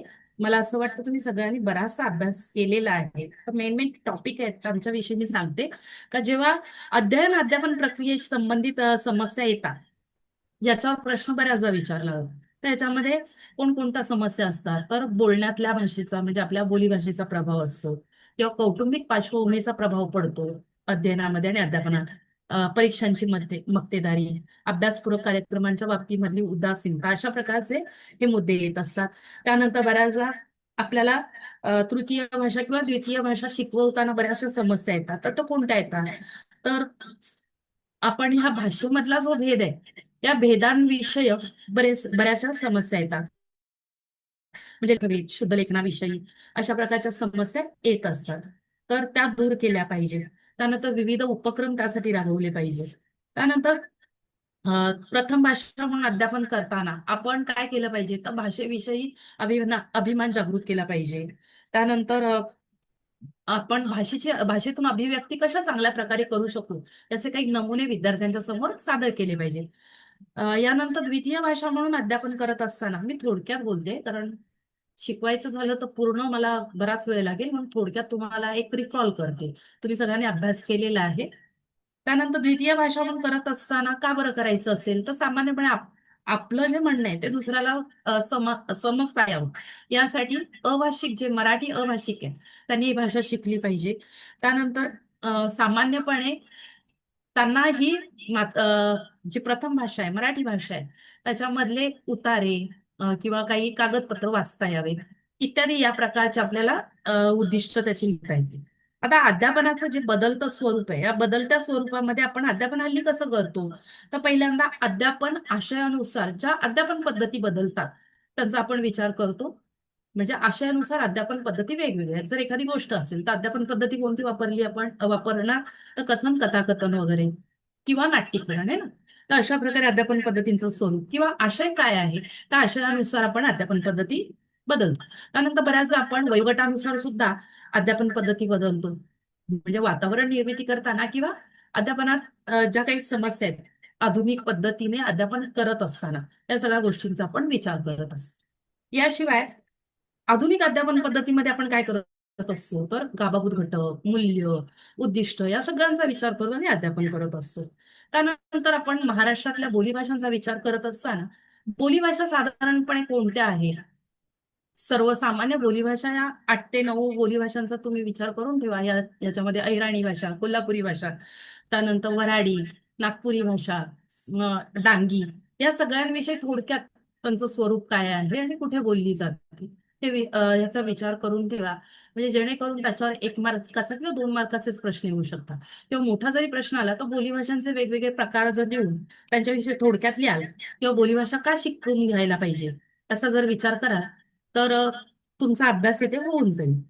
त्यानंतर वातावरण निर्मिती जेव्हा करतो अध्यापनाची, तेव्हा अध्यापनाची वातावरण निर्मिती करत असताना आपल्याला काय केलं पाहिजे, तर पुनरावृत्तीचा अभ्यास केला पाहिजे. म्हणजे वारंवार रिपिटेशन या पद्धतीने जर आपण अध्यापन केलं तर विद्यार्थ्यांना चांगल्यात चांगल्या प्रकारे लक्षात येतं. मग इथे आपण विविध शैक्षणिक साधनांचा वापर करू शकतो किंवा जी तंत्र आहे त्या तंत्रांचा वापर करून आपण पुनरावृत्ती करू शकतो. त्याचबरोबरीने विद्यार्थ्यांना येणाऱ्या समस्या, जोडाक्षर किंवा लेखनामध्ये येणाऱ्या समस्या, वाचनामध्ये येणाऱ्या समस्या त्यांचा आपण पुन्हा पुन्हा पुनरावृत्ती करू शकतो किंवा रिपिटेशन करू शकतो. त्यानंतर जितक्या लवकर आपल्याला शिकवता येईल तेवढ्या लवकर आपण अध्यापन करायचंय, म्हणजे विद्यार्थ्यांना शिकवायला सुरुवात करायची. कारण सगळ्यांना माहिती आहे 6 ते 10 या वयोगटापर्यंत विद्यार्थी जास्तीत जास्त भाषा शिकू शकतात. परिपक्वता विद्यार्थ्याचा पूर्ण विकास झाल्याशिवाय आपण त्याच्या सर्व इंद्रियांचा विकास झाल्याशिवाय त्यांना आपण भाषा शिकवू नये. त्यानंतर वातावरण निर्मितीमध्ये आपण जर विचार करू तर वातावरण निर्मिती का महत्वाची आहे किंवा कशी कराल, का आवश्यक आहे, अशा प्रकारचे जेव्हा प्रश्न येतात तेव्हा त्याच्यामध्ये कुटुंब, त्यानंतर कुटुंबाचा कसा प्रभाव पडतो, सामाजिक वातावरण, आजूबाजूच्या वातावरणाचा त्याच्या अध्ययनावर कशा प्रकारे परिणाम होतो किंवा अध्यापन करत असताना कसा परिणाम होतो हे सुद्धा आपल्याला स्पष्ट करता येईल. त्यानंतर शालेय वातावरणाचा सुद्धा कसा त्याच्यावर इम्पॅक्ट पडतो हेही पाहता येईल. त्यानंतर वडीलधाऱ्या माणसांचाही याच्यामध्ये कसा सहयोग असतो याचा विचार करता येईल. तर हे पहिल्या प्रकरणाविषयी तुम्हाला समजलं असेल थोडक्यात. त्यानंतर दुसऱ्या प्रकरणामध्ये आपण अध्यापन पद्धतींविषयी मी तुम्हाला मगाशी सांगितलं.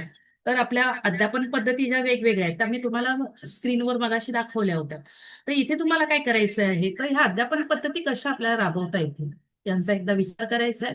त्यानंतर ह्या अध्यापन पद्धतीची गुणवैशिष्ट्ये ही विचारात घ्यायचे.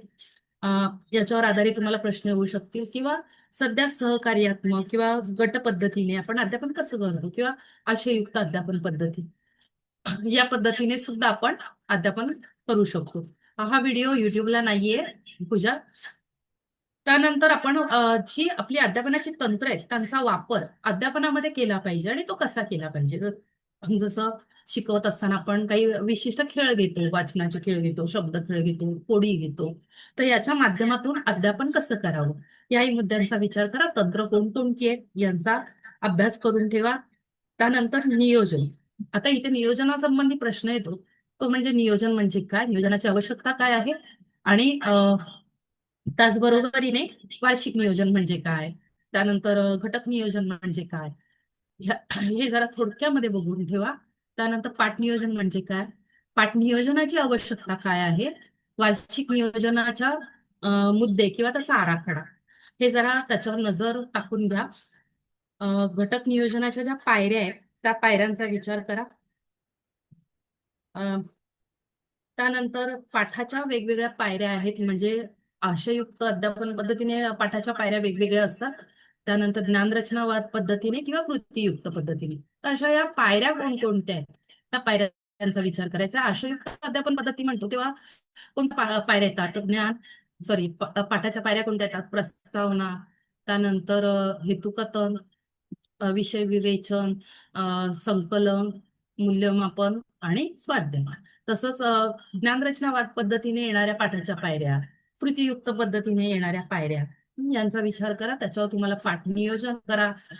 या प्रकारचा सुद्धा प्रश्न येऊ शकतो. त्याचबरोबरीने अ,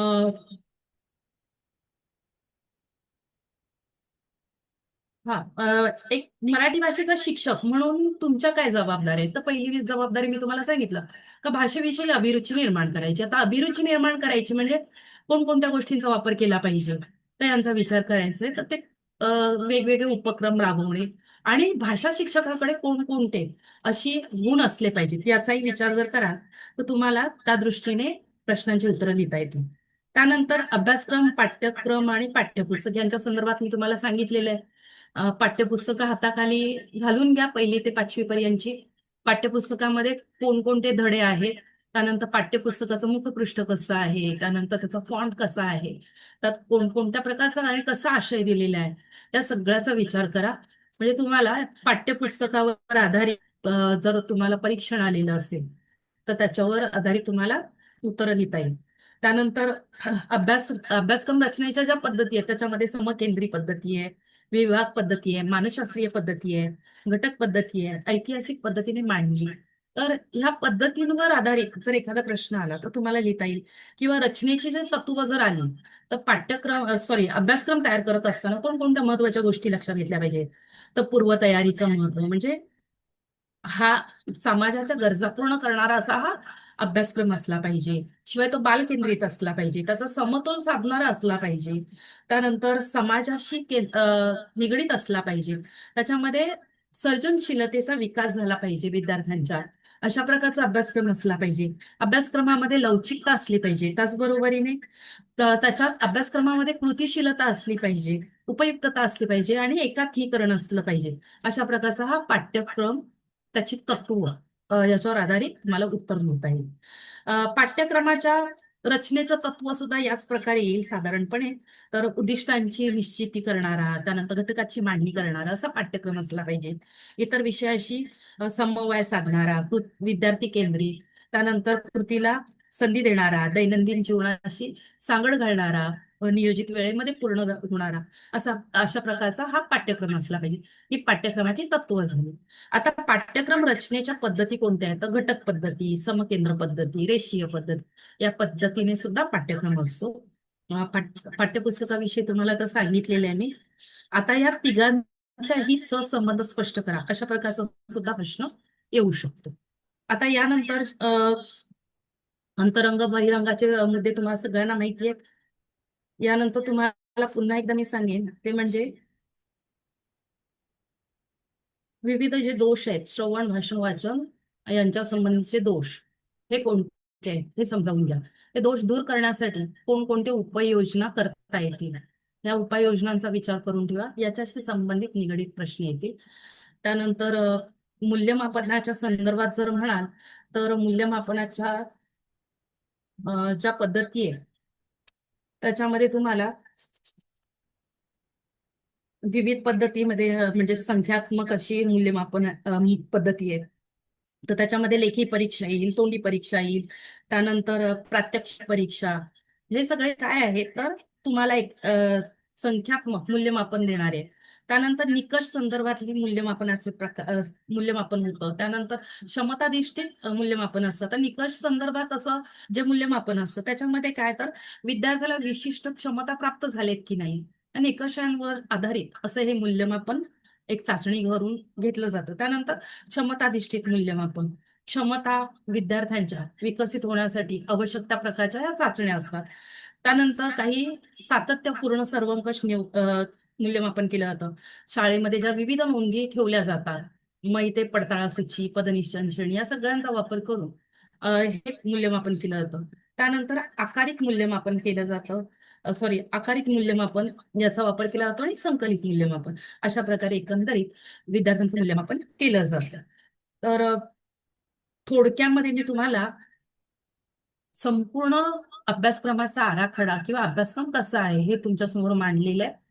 तुम्हाला कशा प्रकारे अभ्यास केला पाहिजे आणि कोणते प्रश्न येऊ शकतील याच्यावर मी तुम्हाला माझे मुद्दे मांडलेले आहेत. तर कोणाला काही शंका असतील किंवा याच्यामध्ये काही जोड द्यायची असेल तर मग मी आमच्या प्राचार्य स्नेहल पुडसे मॅडम यांना मी विनंती करते का आपणही आपली मतं मांडाल तर विद्यार्थ्यांना अधिक मार्गदर्शन होईल.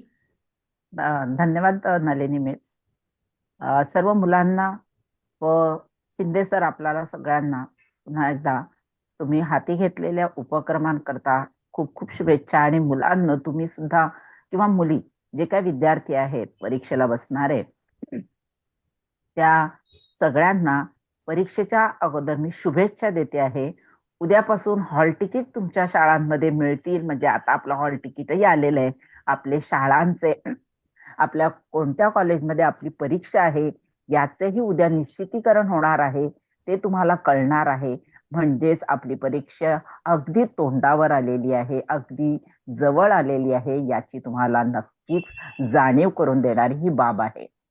तर त्या अनुषंगाने थोडक्यात मी पहिल्यांदा परीक्षेबाबत बोलणार आहे आपल्याशी की परीक्षा लिहिताना पेपर लिहिताना मुलींनो पहिल्यांदा पेपर नीट वाचा आणि आपल्याला येत असणारे प्रश्न येत आहेत म्हणून ते क्वेश्चन पेपरवर टिक मार्क करून उत्तर लिहू नका. पहिला मुद्दा मी सांगेन, कारण ते कॉपी सदृश्य धरल्यास तुमचं नुकसान होऊ शकतं. आणि म्हणून मी पहिल्यांदा सांगेन की तुम्ही प्रश्न वाचा, आकलन करा. या प्रश्नाचं उत्तर मला चांगलं येते, येत आहे, घाबरून जाऊ नका. शांतपणे काम डाऊननी पहिल्यांदा करायचं आहे.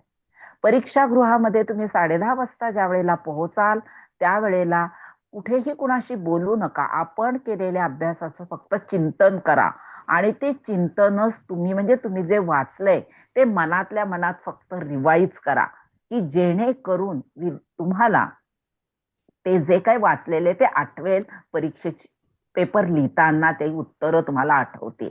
आणि हे मला सगळ्यात सांगायचंय.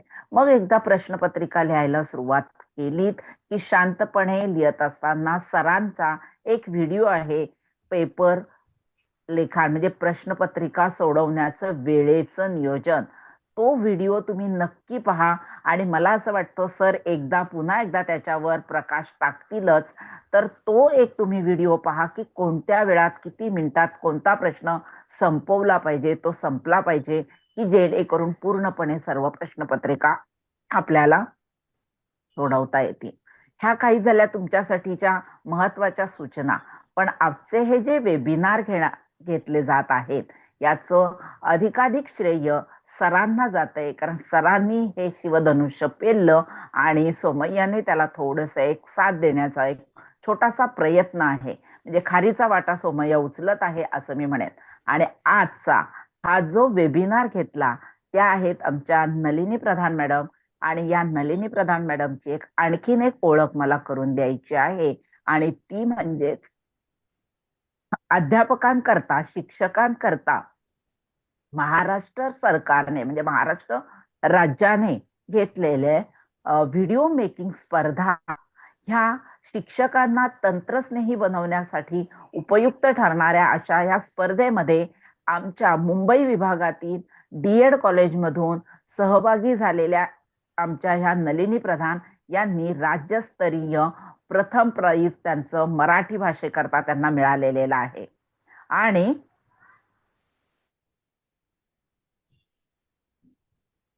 मॅडम म्यूट झालं.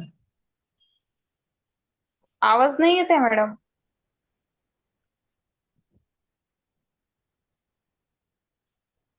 मॅडम म्यूट झालं.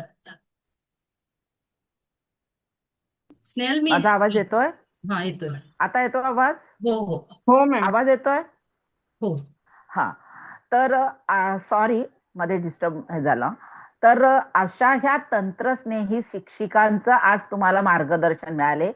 जिल्हास्तरीय 2 इतिहास आणि मराठी विषयाकरता त्यांना प्रथम प्राइज मिळाले आणि राज्यस्तरीय मराठी विषयाकरता त्यांना प्रथम प्राइज मिळालेले आहेत.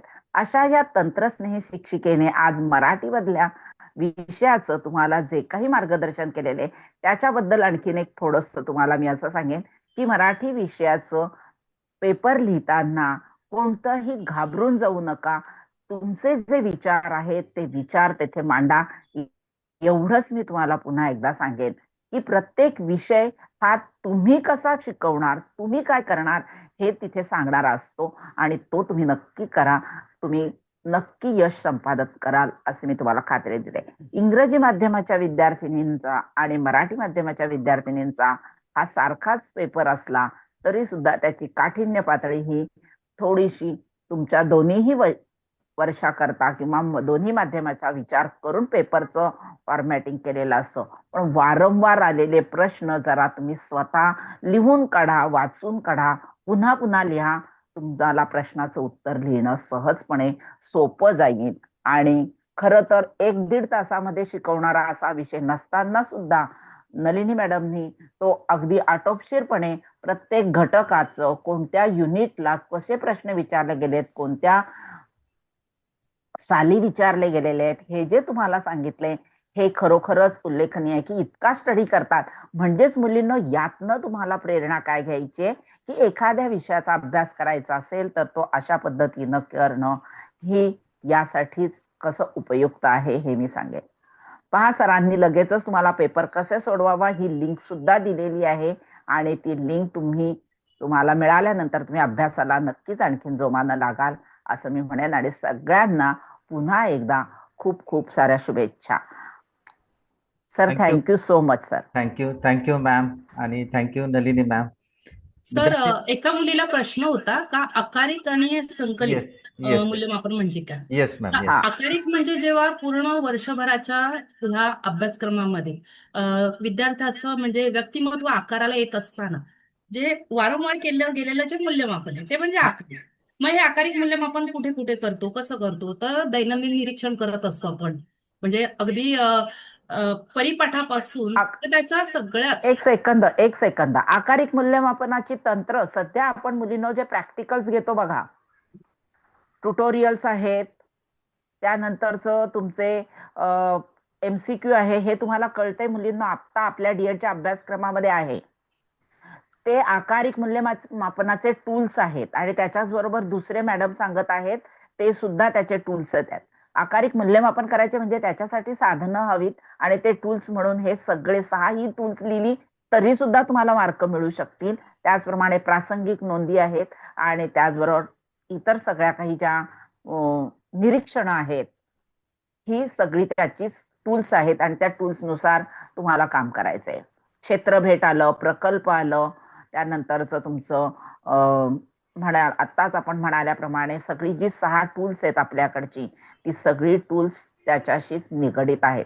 आणि संकलित मूल्यमापनामध्ये सांगायचं झाल्यास तर तुम्ही जे क्वेश्चन पेपर्स लिहिता म्हणजे 40 मार्काचे गुणांचं, याला म्हणावं लागेल संकलित मूल्यमापन. इतकं साधं आणि सोपं आहे, फक्त तुम्हाला त्या कन्सेप्ट समजून घ्यायच्या आहेत मुलींना. आलं लक्षात? आणखीन एका मुलीने प्रश्न विचारलाय, त्या प्रश्नाचं उत्तर मी देते हा, की पेपर लिहिताना आपण सिक्वेन्स चेंज केला तर चालतो का? तर प्रश्न लिहित असताना तुम्ही प्रश्न दुसरा समजा तुम्हाला चांगल्या प्रकारे येतोय तर पूर्ण प्रश्न दुसरा पूर्णपणे तो लिहा. नाहीतर प्रश्न दुसऱ्यातला पहिला लिहिलाय, प्रश्न तिसऱ्यातला नंतर तिसरा लिहिलाय, तर अशा प्रकारे प्रश्न कृपया सोडू नका. क्रमाने सोडवाल तर ते अधिक चांगलं. वेळेचं नियोजन करा. त्या नियोजनामध्ये प्रत्येक प्रश्नाला किती वेळ देता येईल, सरांनी आपल्याला लिंक पाठवलेलीच आहे, तर त्यातून तुम्ही ते हे घ्यालच युक्त्या का कशा प्रकारे सोडवायचंय. तर प्रश्न सोडवताना प्रश्न सलग सोडून त्याचे उपप्रश्न सलग येतील त्याची जरा दक्षता घ्या. मिक्स कराल तर तुमचे मार्क्सही जातील, कारण काउंटिंग करताना सुद्धा परीक्षकाला तेवढाच प्रॉब्लेम येत असतो तपासणीसाला, आणि त्यामुळे तुमचे मार्क्स जाऊ शकतात. त्यामुळे आपण आपली काळजी घेतली पाहिजे ना. त्यामुळे जागा सोडा, पुढे जा. आणखीन त्याबद्दल मी असं सांगेन की कधीतरी काय असतं मुलांनो, सारखाच वाटणारा प्रश्न दुसऱ्या क्वेश्चन नंबर 2 मध्ये पण असतो, क्वेश्चन नंबर 3 मध्ये पण असतो आणि मग जर तुम्ही वर खाली लिहिलं तर ते आम्ही 3 गुणांच्या प्रश्नाला सुद्धा 2 गुणांपैकीच मूल्यांकन करण्याची शक्यता असते आणि तिथे तुमचे मार्क्स कमी होऊ शकतात. हे सुद्धा तितकंच झालेलं आहे, असं होतं परीक्षकांकडनं. बरोबर, कारण मी 23चा जो प्रश्नपत्रिका दाखवली ना, प्रश्न दाखवले, तर त्याच्यामध्ये एकच प्रश्नपत्रिकेमध्ये वेगवेगळ्या प्रकारे आलेले. एकच प्रश्न म्हणजे स्वरूप थोडंसं इकडे तिकडे झालेलं आहे. हा, तर तिथे तुमचं नुकसान होऊ शकतं. म्हणून तुम्ही प्रश्न क्रमांकानुसार सिक्वेन्स नुसारच सोडवा म्हणजे असं मी तुम्ही सांगेन. सिलेक्शन केलं प्रश्न क्रमांक 4 लिहायला, तर 4थ्यातील जे लिहायचे तेवढे सगळे लिहा. मग तुम्ही प्रश्न क्रमांक 2 लिहायला घेतला तर त्याच्यातील 4 प्रश्न जे लिहायचे ते सगळे लिहा. अशा पद्धतीनंच पेपर सोडवायचा मुलींनो. हा कारण गंमत अशी होते की त्याचबरोबर तुम्ही 2 गुणांचा प्रश्न लिहायला सुरुवात करता. तुम्ही सुरुवातीला फ्रेश माइंड मध्ये 2 गुणांचे प्रश्न खूप सारे लिहिता, प्रश्नांची उत्तरं मोठी मोठी लिहिता, पण 4थ्यासाठी तुमच्याकडे वेळ उरत नाही. तो वेळ उरावा म्हणून किंवा वेळेचं नियोजन करावे. हे सरांचं व्हिडिओ नक्की बघा. आणि त्याचबरोबर आम्ही म्हणतोय की 4थ्या प्रश्न तुम्हाला येत असेल तर 4थ्यापासून सुरुवात करा. काहीही प्रॉब्लेम येत नाही. आणि तुम्ही प्रश्नाचं उत्तर तुमच्या भाषेत लिहू शकता. अगदी पुस्तकी भाषा हवी असं काही नाहीये, कारण आपण आपल्या भाषेत लिहू तेवढं जास्तीत चांगल्या प्रकारे तुम्हाला लिहिता येईल. हा, मुद्द्यांच्या बाबतीत मात्र जरा थोडंसं जाणीवपूर्वक जे मुद्दे दिलेत ना पुस्तकात ते गो थ्रू करा आणि त्याच्यानुसार लिहा. तुम्ही स्वतःच्या मनाचे मुद्दे तयार करू नका. आणि मुद्दे हे तुम्ही पॉइंट ब्लॅक पेनने म्हणजे अंडरलाईन केले किंवा काय तर चालू शकेल. पेनाचा रंग बदलायचा नसतो. हं? हा, हिरवा आणि लाल अजिबात वापरू नका मुलींनो. तुम्ही ब्ल्यू पेनच वापरा आणि ब्ल्यूच्याच खाली अंडरलाईन करा, किंवा काळा वापरा आणि काळ्यानेच अंडरलाईन करा. 2 पेन वापरू नका. शक्यतो एकच इंक प्रकार वापरा. ठीक आहे. येते आणखी लक्षात? आणखी कोणाचे प्रश्न असतील तर तुम्ही विचारू शकता. तर त्यांना अनम्यूट केलंय का? कारण की म्यूट ऑल केलं होतं ना मगाशी. Yes yes. कोणाला प्रश्न असेल तर त्यांनी प्रश्न विचारा किंवा रेज हँड करा.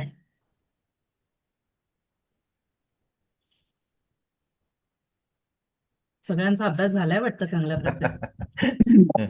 मॅम अंडरलाईन साठी ब्लॅक पेन वापरले तर नाहीत का चालणार? काय? Hello ma'am. अंडरलाईन साठी ब्लॅक पेन वापरले तर नाही का चालणार? शक्यतो 2 पेन वापरू नका. Hello ma'am. हा, बोला. हा, तुम्ही खूप छान पद्धतीने सांगितलं, त्यामुळे असं काही वाटतच नाहीये काही शंका राहील म्हणून. खूप छान पद्धतीने खरंच छान. सांगितलं. थँक्यू. हॅलो हो. मॅम. हा, मॅम एक विचारायचं होतं की माइंड मॅप काढणं असं चालेल का, असं की माइंड मॅप पद्धतीने जर सुरुवातीला स्पष्टीकरण थोडक्यात केलं तर? म्हणजे आकृती वगैरे काढून मुद्दे पहिल्यांदा लिहायचे आणि मग नंतर हो एक्सप्लेनेशन, हो हो असं ना? चालेल. हो हो हो. हा, अगदी बरोबर. ते जास्त छान होईल आणि चांगले मार्क मिळवण्यासाठीचं ते तंत्र चांगलं आहे. माझा हा मुद्दा सांगायचा राहूनच गेला होता का तुम्ही सुरुवातीला आहे ना, बऱ्याचदा होतं का प्रश्न लिहायला सुरुवात करतो आपण आणि पुढे विसरत जातो. त्यामुळे प्रश्न स्टार्ट करताना तुम्हाला मुद्दे आठवत असतात ना, तर तो माइंड मॅप तयार करा. तयार करा. तुमचे मुद्दे लिहून काढा. हा, हो, थँक्यू ही मॅम. चांगली पद्धती आहे. हा, तर त्याच्यामध्ये छान, जास्त प्रश्न पण छान विचारला तिने. डेकोरेटिव्ह जास्त करत नका बसू. हा, ह्या चित्रकलेचा पेपर नाहीये आपला. हा, ते तो ढग कोणी फुलपाखरू वगैरे हा बिलकुल नाही, नको. ते एकदम छान पद्धतीचे फुलपाखरू काढतात, ट्रीज काढतात, त्याला पानं फळं दाखवतात. असं काही करू नका. सिम्पल मध्ये काढा तो. हो सर, फक्त बॉक्सेस मध्ये ठेवलं तरी येस चालण्यासारखं. हा, येस. अगदी सरळ ओळीत लिहून काढलत ना तरी सुद्धा चालतं. फक्त तिथे आम्हाला मुद्दे दिसतात, आम्ही मार्क देऊ शकतो, इतका आम्हाला एक खात्री होते की विद्यार्थ्याला येत आहे. हा, अनिया विचारते. मी एक्सक्यूज मी थोडी लेफ्ट झाली तर चालेल का? Yes ma'am. Yes yes. हा, थँक्यू सो चालेल, मच चालेल. सगळ्यांना. Thank you. सगळ्यांना Thank you, all the ma'am. Best. Okay. हा, विचारा. मैम 2, 3 और 4 मार्क्स का क्वेश्चन है, तो 2 मार्क्स के लिए कितना लेंदी और 3 मार्क्स के लिए कितना लेंदी क्वेश्चन होना चाहिए आंसर? 2 मार्क्स के लिए आप 1 पेज तो लिख सकते हैं. आपकी हैंडराइटिंग की साइज जो है, मैं वैसे नहीं बोल सकती ना, किसी का बड़ा बड़ा होता है. कोई बच्चे तो ऐसे करते हैं कि पूरे पेज पर इतनी बड़ी लाइन दोनों तरफ से मार देते हैं, तो फिर वो पेज बड़ा हो जाता है ना, तो फिर पेज का नाही बता सकती मैं. लेकिन मैंने बताया आहे, तुम्हाला सांगितलेलं आहे का मुद्दे तुम्ही किती लिहाल. 2 मार्कासाठी साधारणपणे 4 महत्वपूर्ण मुद्दे आले पाहिजे. हा, हे लक्षात ठेवा. आणि पॅरेग्राफ वाईज असं म्हणजे पॅरेग्राफ पद्धतीने लिहू नका, तर तुम्ही मुद्द्यानुसार प्रश्नांची उत्तरं लिहा. हे पुन्हा पुन्हा मी सांगितलं.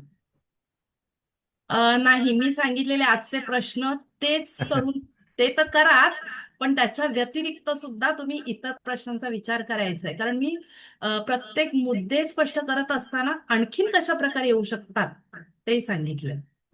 आता सगळे प्रश्न म्हणजे तुम्ही म्हणत असाल तुम्ही जे पुस्तक वापरताय त्याच्या खालचे, तर फक्त बघून विचार करा ना त्यावर कसं उत्तर मिळू शकेल.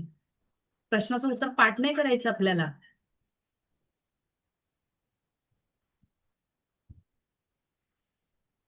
ठीक आहे. आणि 4 कोणीतरी मार्कासाठी तुमचे 4 पानं सुद्धा होऊ शकतील किंवा 5 पानं सुद्धा तुमचे होऊ शकतील हा.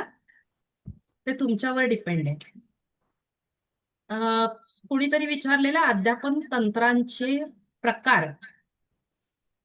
अध्यापन तंत्रांचे प्रकार निश्चित असे दिलेली नाहीये संख्या, पण साधारणपणे आपल्या ह्याच्यामध्ये मी तुम्हाला स्लाइड दाखवलेली आहे, तर त्याच्यामध्ये दाखवल्या होत्या मी वेगवेगळे अध्यापन तंत्र.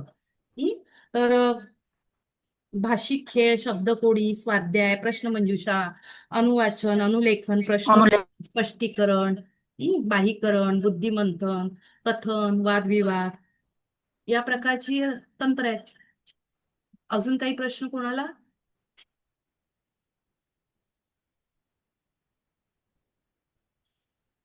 ठीक आहे मॅम. मला वाटतं एक प्रश्न विचारू का मॅम मी? हा बोल. Yes yes. ज्ञानरचनावाद किंवा कृतीयुक्त, आशयुक्त हे जे पाठ नियोजनचे प्रकार आहे, तर याचा एखादा आराखडा किंवा असं शॉर्टकट जर असेल तर ते देऊ शकाल का तुम्ही? शॉर्टकट मी म्हणजे आता माझ्याकडे स्लाइड शोधाव्या लागतील. असणार माझ्याकडे डेफिनेट, पण आता मला पुष्कळ शोधाशोध करावी लागेल. कोणत्या कॉलेजच्या आहात आपण?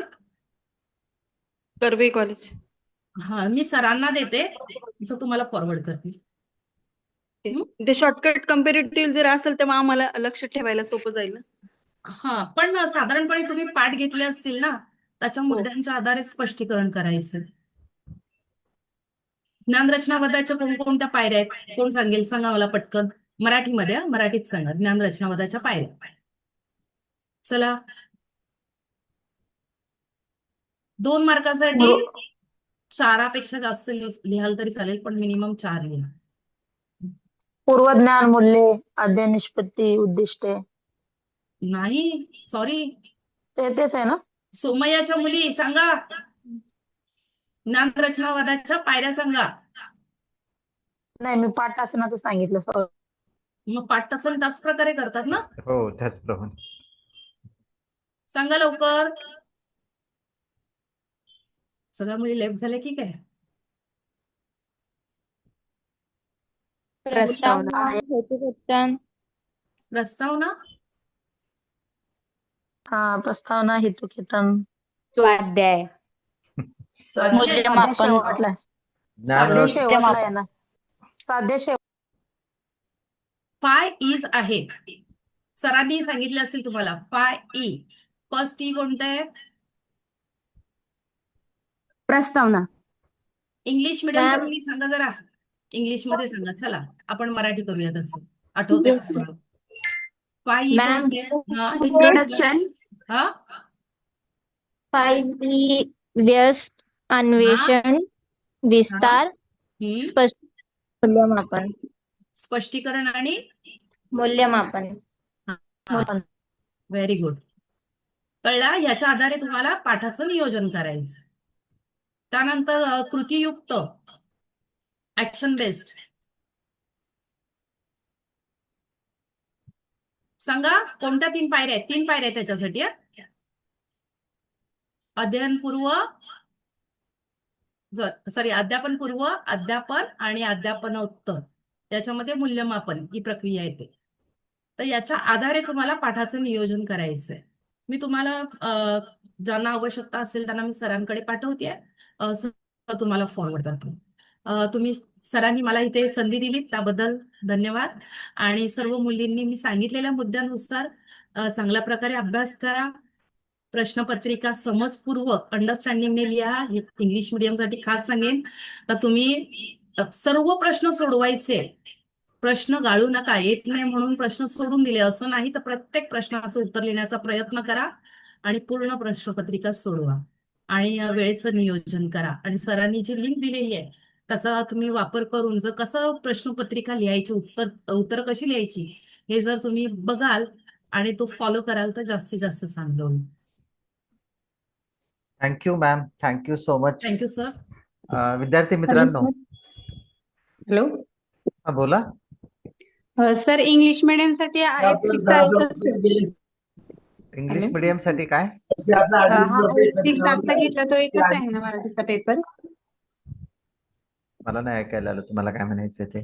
इंग्लिश मीडियम साठी सर हा F6 आता घेतलं, भाषा विषयाचे अध्ययन हा, अध्यापन, हा येस येस, एकच पेपर आहे ना सर? एकच पेपर आहे. हा, हा मराठी मीडियम आणि इंग्लिश मीडियमला दोघांना तो एकच पेपर आहे. हा प्रश्नपत्रिका एकच असते, एकत्र असते. हे लक्षात ठेवा. मॅम अजून एक विचारायचं होतं, काही लेसन वाईज इम्पॉर्टंट असणारे असे क्वेश्चन काय सांगू शकता का? आता मी तुम्हाला जे मुद्दे सांगितले ना, हम्म. हा त्या मुद्द्यांच्या आधारेच अभ्यास करा, तेच बरं इम्पॉर्टंट आहे.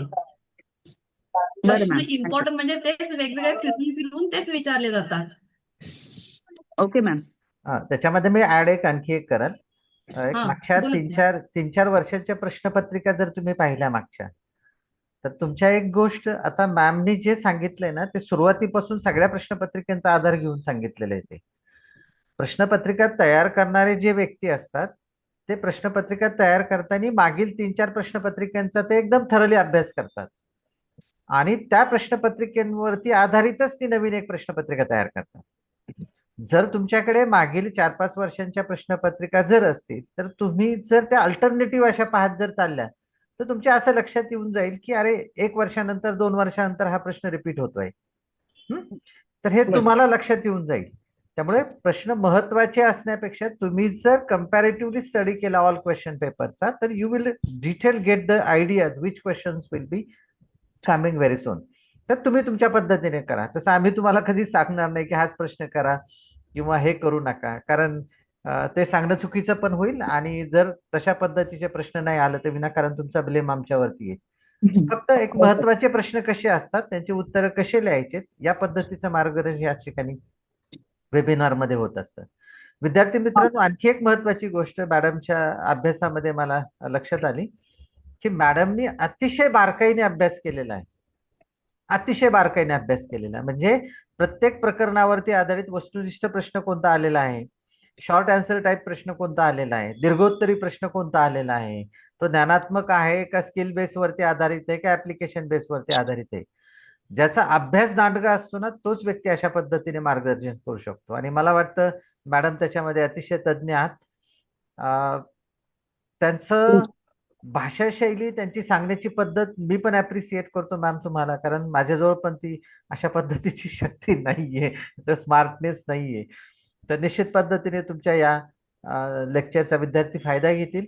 विद्यार्थी मित्रांनो, तुम्हाला जर या संदर्भात काही शंका असेल तर तुम्ही निश्चित, माझा नंबर आहे तुमच्याकडे, तुम्ही युट्यूब चॅनलला सबस्क्राईब करा. ती व्हिडिओ पाहिल्यानंतर त्याच्या खाली कमेंट्स करा, सो दॅट मॅम पण त्या व्हिडिओ पाहणार आहेत, मी पण तो व्हिडिओ पाहणार आहेत आणि तुमच्या शंकेचं निरासन करायचा आम्ही त्या ठिकाणी प्रयत्न करणार आहोत. आम्ही तुमचा प्रत्येकाला जर फोन नंबर दिला तर ते शक्य होणार नाही आम्हाला सगळ्यांना उत्तर देणं, परंतु व्हिडिओच्या खाली जर कमेंट्स मध्ये तुम्ही तुमचं मत मांडायचा प्रयत्न केला तर definitely we will answer your question as far as our knowledge is concern that. तर हे सगळं तुम्ही पहा.